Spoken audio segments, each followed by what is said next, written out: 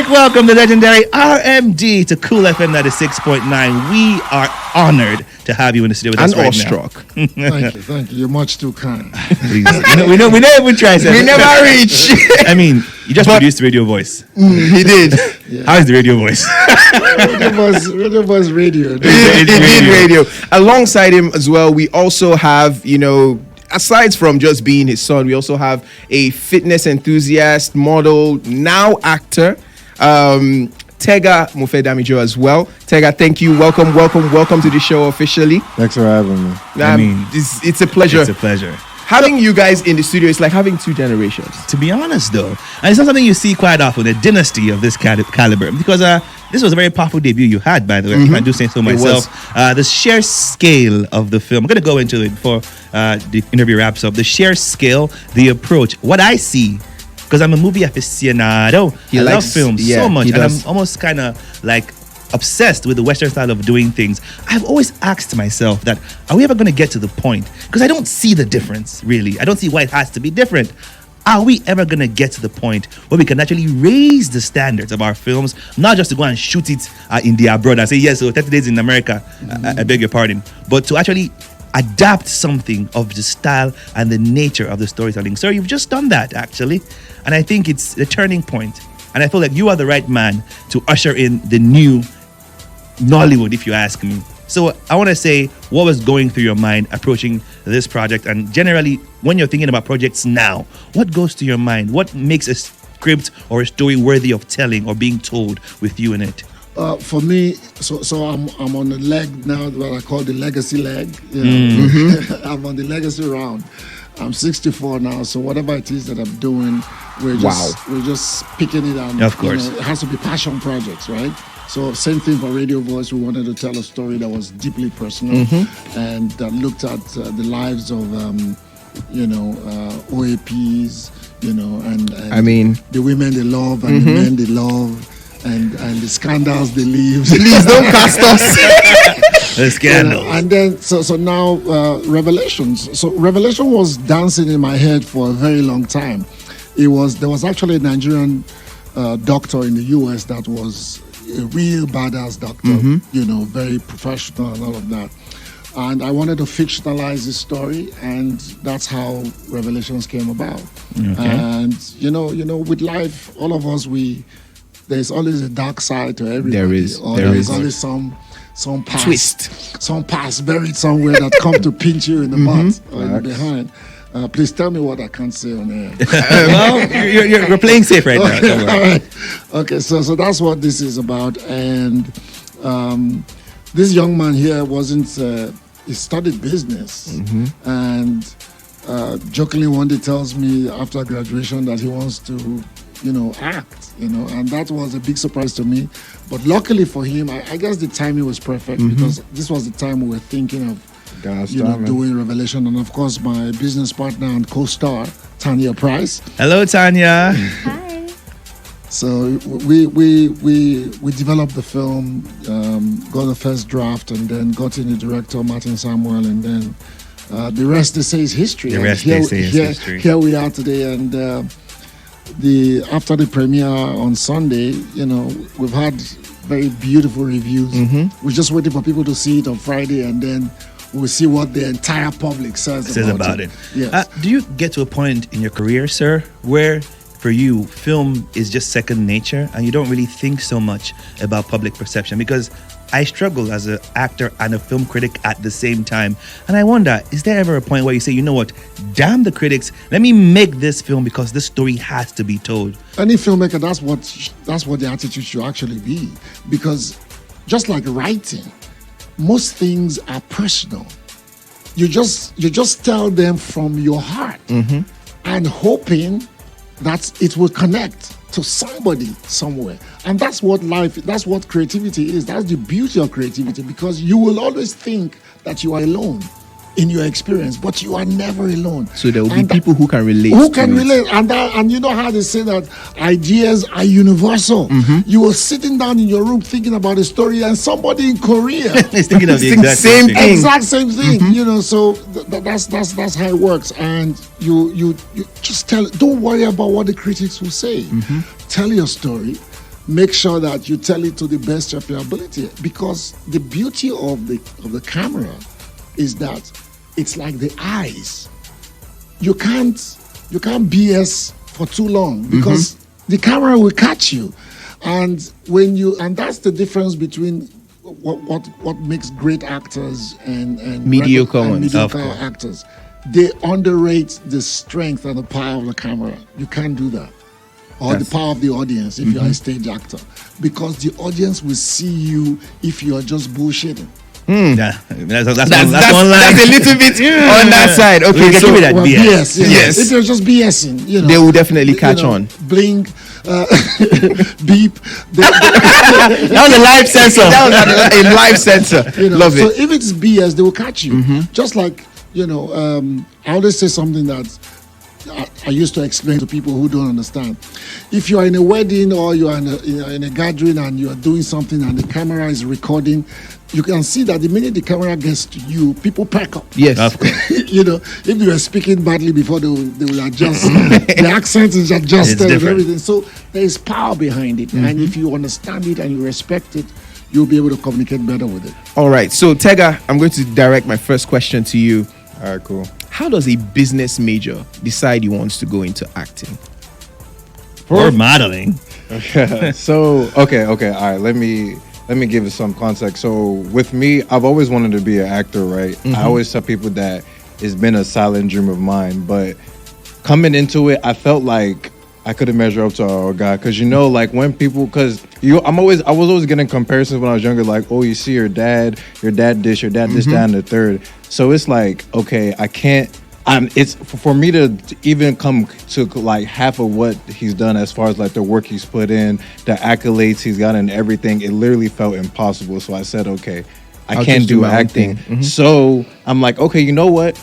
Let me find an avenue of my own, which is how I got into modeling. Because I'm like, as good as he is in acting, he doesn't have my look. So I'm like, okay,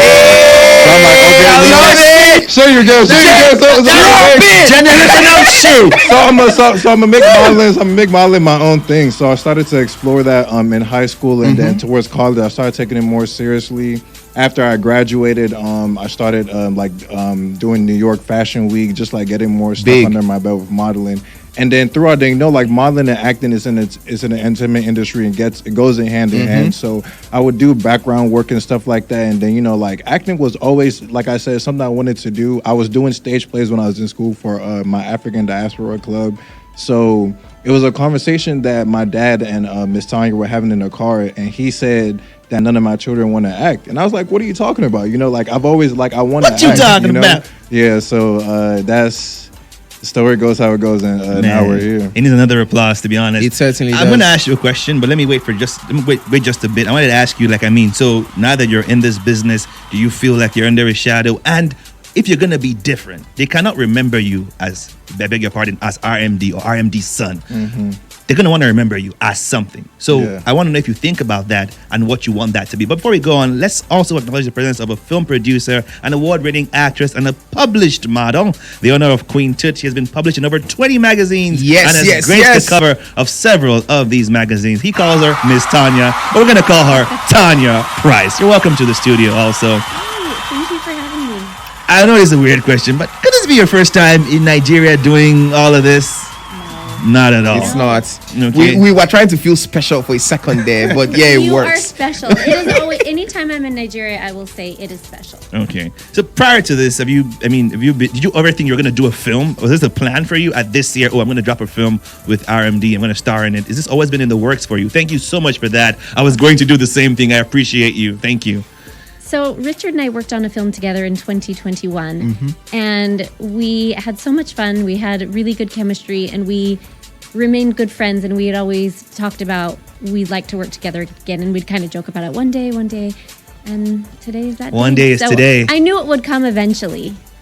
Okay, so how do you feel though being in a Nollywood picture? I want to call this Neo-Nollywood. Let me be the first person in journalistic history to coin the term Neo-Nollywood, because this is new. In a sense, because I see the direction. It's not just by going to film it abroad. I'm telling you something. There's an approach in this film that seems like a different stage of what we're typically used to. So how does that make you feel? It feels so good. Feels so good. So good. That's what she So said. good. What is your current perception of the industry right now, Nollywood generally? I love it, and I love the fact that we are doing something groundbreaking in it. Okay. That's basically it. So I've had multiple conversations with friends of mine who, like him, are into film, and they mostly critique films and interview people who are already into film. The question that I do want to ask you though is, do you feel like sometimes the industry plays it a little bit too safe? It's like we have a multitude of comedic movies. We have a lot of... We have safe genres that we always go back to. Crime and comedy. But I feel like we could... Do you think that we could maybe branch out a little bit? I'd like to see a Nigerian, well, maybe not superhero movie, but like let's see something that has to do with the actual culture. Let's bring back a god or something. Yeah, let him live in the 21st century. exactly. And not Let's in the see typical how- epic movie way that they're doing Yes, right but like, now. But let him... Do you think that we don't explore that a bit? Well, you know, film, it's a function of budget as well. You are, without you knowing it, you have been conditioned socially by Hollywood. So in your head, a Shango story will be better with a retelling or with a reimagination. Don't forget, we've done Shango movie before. yes, we have. I think is it Adebayo? What's his name? But because of how we see Thor and we're like, man, this is He's so cool. This is our god, you know. This is Shango just in a white skin and all of that.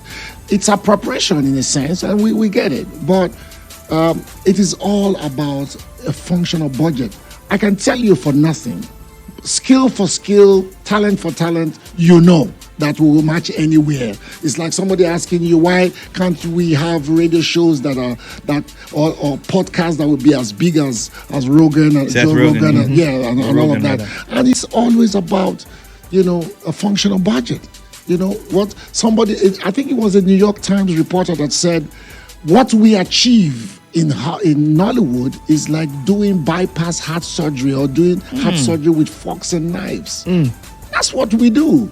I mean, Tanya will tell you, coming to doing the shoot in Utah, you know, I said this thing in an interview. I needed to buy $100,000, and the day that I needed that money, our naira fell to 1,900 naira to the dollar.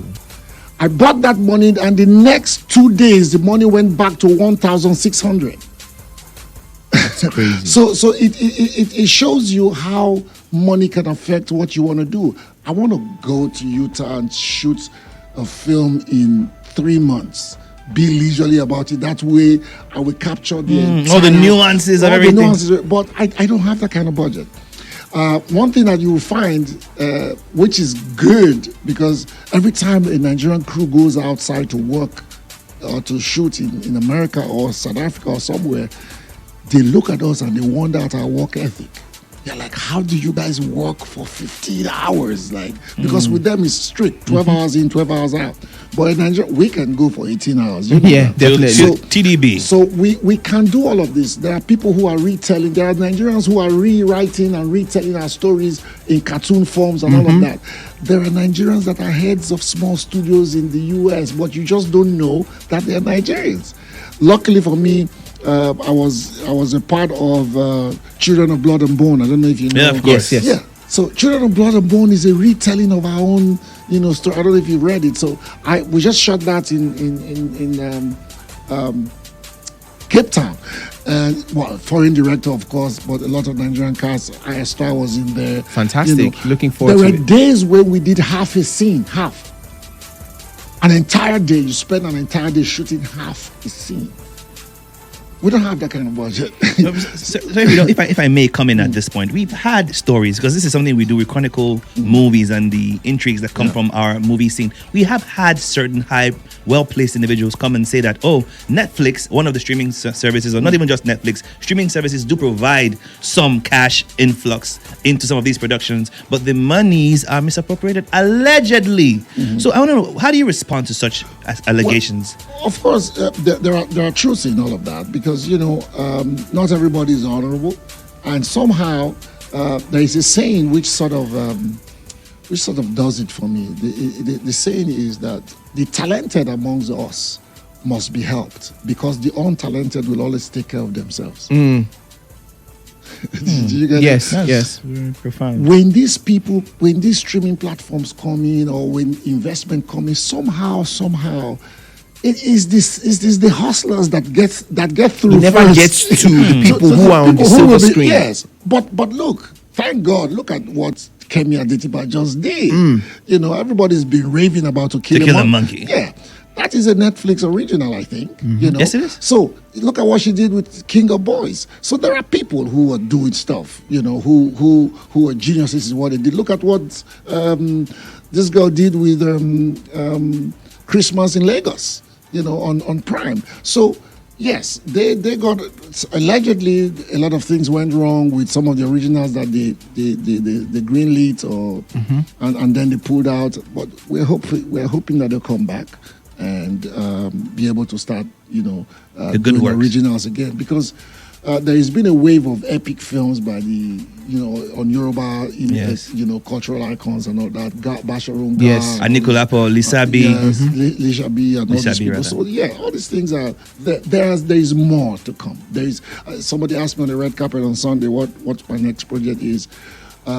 We're shooting Black Book 2 in October. Wow. But after that, I'm going to take a I need an applause for that one. I mean, Black He Book. just I thought slipped that it was in. Nigeria's best way of debuting John Wick, in my opinion. It's also proved your point Yeah. because we went on to become global number 3. It is the most traveled African title in Netflix. That's amazing. And I listen, Nigeria is African because we were number 1 in over 50 something countries. We were number 1 in South Korea for like weeks, Brazil, Venezuela, all kinds of strange places, you know. So it shows you that when the budget is there and we're ready to do Netflix didn't sponsor Black Book 1, by the way. We raised the money. Aditi raised the money through his tech bros and all of that. Kudos to the tech bros who supported, you know. And we spent extra. He almost mortgaged and sold everything he had. It took us over a year. I dropped my weight from 115 to 100 to play the character.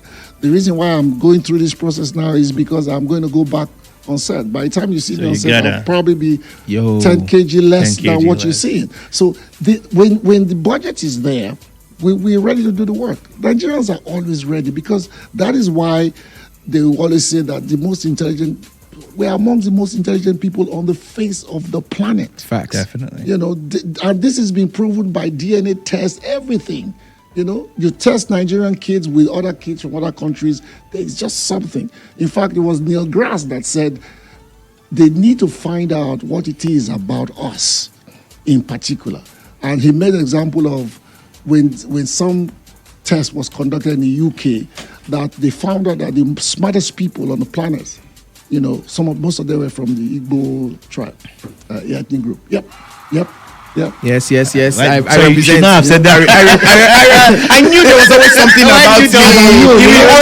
Oh my God. So, Brownish, so that's on the scale at which you were dealing with people. There are people here today, you'll be surprised. I have a friend who runs a small tech company that is outsourcing jobs to Silicon Valley. Wow. Not just what they are doing in Yaba, where this guy invested in.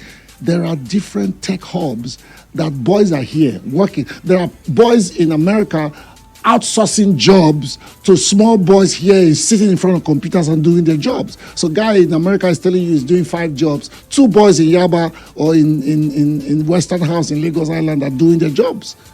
You know, they're paying them to do the jobs and they're collecting. So there's nothing that we can do. And it's the same thing about films because the next generation of filmmakers, like you know, they can do the film with their phones and everything. True. Can you see what content has turned It's into in turned into Nigeria? something Some of it else. is pretty good. These are the modern filmmakers. Spike Lee was saying that, look, in those days when those of us in our 60s went to film school and all that, we were going to have access to Cameras and equipment. Yeah.